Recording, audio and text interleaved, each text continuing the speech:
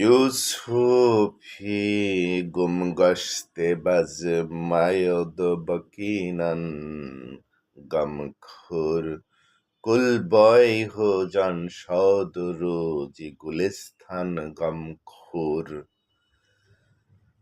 দুঃখ করোনা হারানো ইউসুফ কানানে আবার আসিবে ফিরে দলিত শুষ্ক এমরু পুন হয় গুলিস্তান হাসিবে ধীরে। বাংলাদেশে ফার্সি সাহিত্য, আপনাদের সাথে আছি আমি জাহিদ আল রাজি।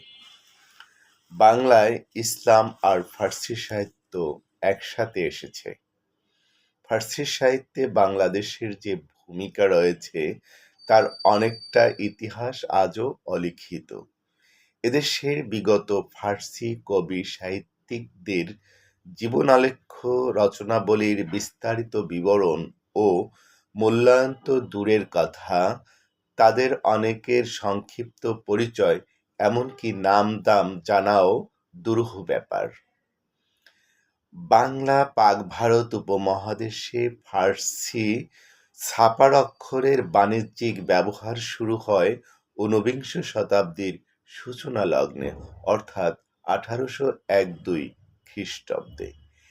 এ শিল্প ছিল ইস্ট ইন্ডিয়া কোম্পানির শাসনামল তথা ইউরোপীয় সভ্যতার অবদান।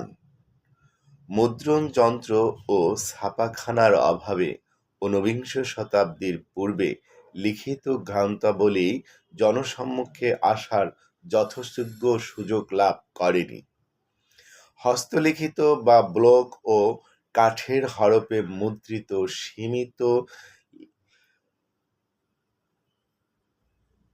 সংখ্যক গ্রন্থ সীমাবদ্ধ পরিসরে বিশেষ একটি মহলে থাকত। তদুপরি সংরক্ষণের বিজ্ঞানসম্মত উপায় উপকরণ না থাকার কারণে অনেক পাণ্ডুলিপি এদেশের প্রতিকূল আবহাওয়ার গ্রাসে চলে গেছে।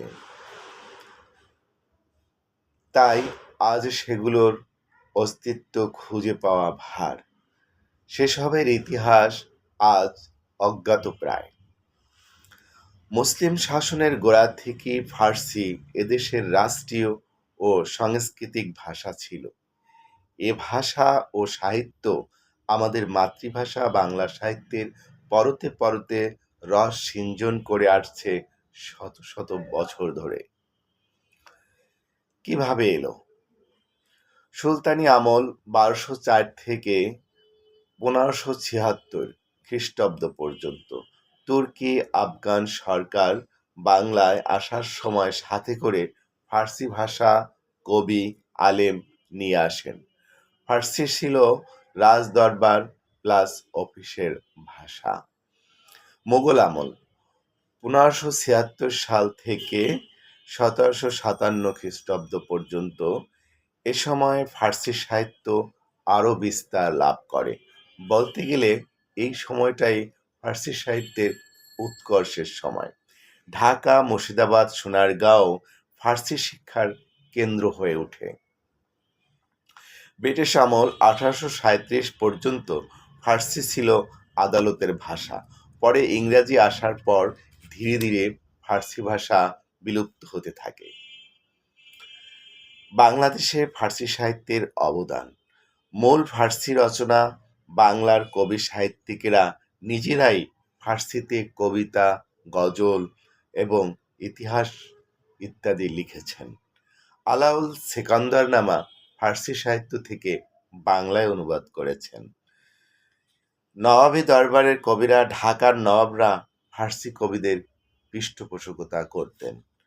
1837 সালে উর্দু সরকারি ভাষারূপে বিহার, পাঞ্জাব ও উত্তর পশ্চিম প্রদেশসমূহে ফার্সির স্থলাভিষিক্ত হয়। তখন থেকেই উর্দু কাব্য ও উর্দু গদ্য সাহিত্যের চর্চা বেড়ে যায় এবং ফার্সি গদ্য রচনা হ্রাস পেতে থাকে। কিন্তু ফার্সি কাব্যচর্চা অপ্রত্যাশিতভাবে পূর্বের চাইতেও অধিকতর সজীবতা লাভ করে, যার প্রমাণ হচ্ছে ওমর খৈয়ামের রুবাইয়াত থেকে কাজী নজরুল ইসলামের অনুবাদ। ধন্যবাদ প্রিয় সুধী দর্শক শ্রোতা। এ বিষয়ে আবার কথা হবে, সেই অপেক্ষায় সবাইকে ধন্যবাদ এবং শুভেচ্ছা জানিয়ে শেষ করছি। আল্লাহ হাফেজ।